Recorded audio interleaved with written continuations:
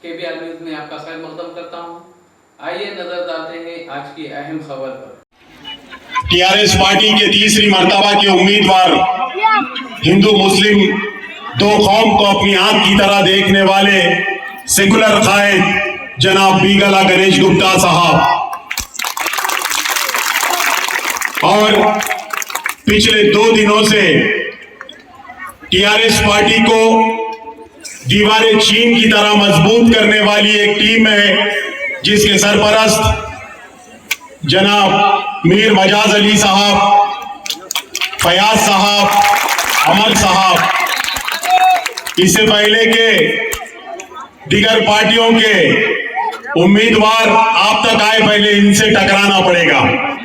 और इस प्रोग्राम में चाणक्य की हैसियत रखने वाले मुसलमानों के अजीम कायद जनाब एस.ए. अलीम साहब, खुद्दूस साहब, रफी साहब, कारपोरेटर अकबर हुसैन साहब और तमाम लोगों की जिनके नाम नहीं ले सकता हूं। इलेक्शन का मौसम है, हम मुसलमानों को बरसों बरस हुकूमत करने के बावजूद भी जब कभी इलेक्शन आता है खुली फिजा में हमको वोट देने का मौका कभी भी नहीं मिला। 76 साल आजादी के हो गए, लेकिन वोट कभी भी खुले जहन से देने के लिए हमको मौका नहीं मिला। आज फिर केसीआर साहब के इतने कामों के बावजूद भी, गणेश गुप्ता साहब के मिस्टर डेवलपमेंट लक़ब के बावजूद भी हम लोगों को आपके बीच में आकर केसीआर साहब और टीआरएस के परफॉर्मेंस के बारे में बात करना पड़ रहा है। बड़े अफसोस की बात है। मौलाना रूमी के मुताबिक हम लोगों को 3 लोगों को कभी नहीं भूलना चाहिए।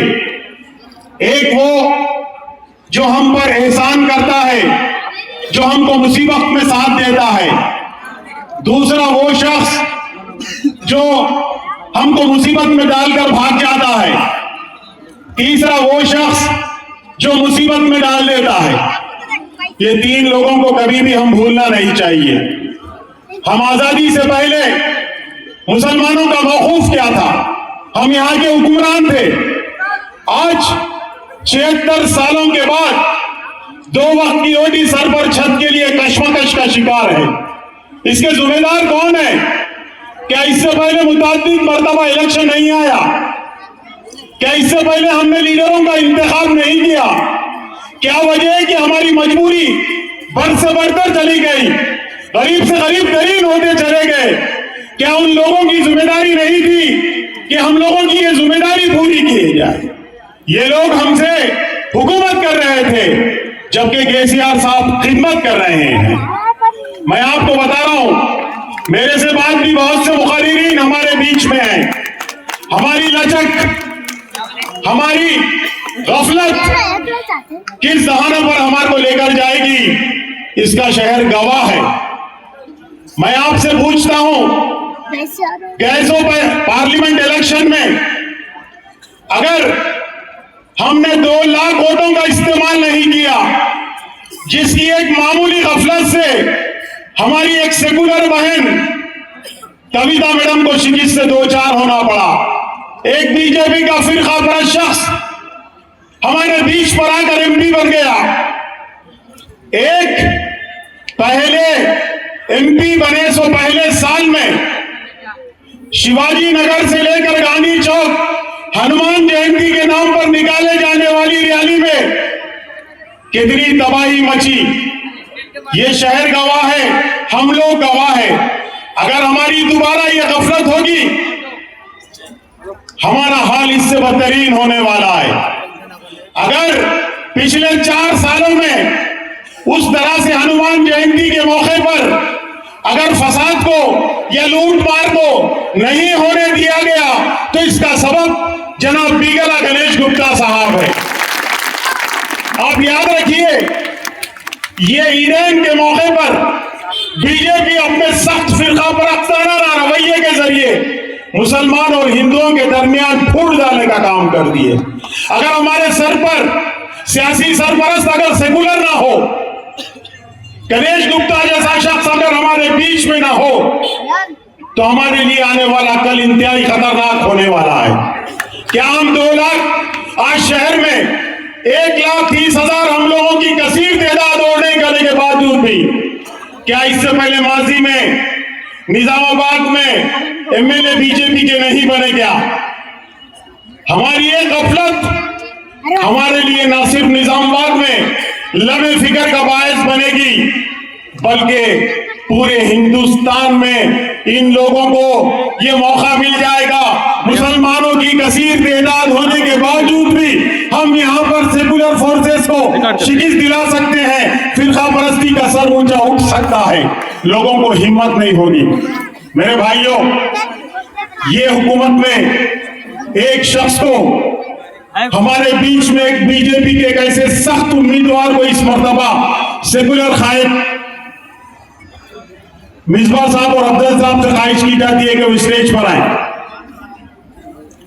अब की बार पिछले 10 सालों से गणेश गुप्ता साहब की सियासी बसीरत और उनकी हिम्मत अमली से बीजेपी को यहां तीसरे मुकाम पर लाया गया। चूंकि इनके वालिद मोहतरम भी उस वक्त जिंदा थे, स्वर्गवास कृष्णमूर्ति साहब, उनकी खालिस बसीरत की वजह से भी बीजेपी को यहां फलने फूलने नहीं दिया गया। आज वो हमारे बीच में नहीं है।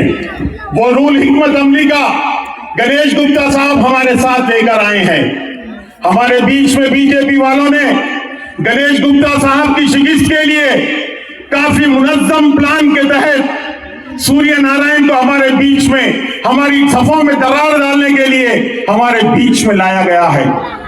हमको बड़े गौर फिक्र से सोचना है।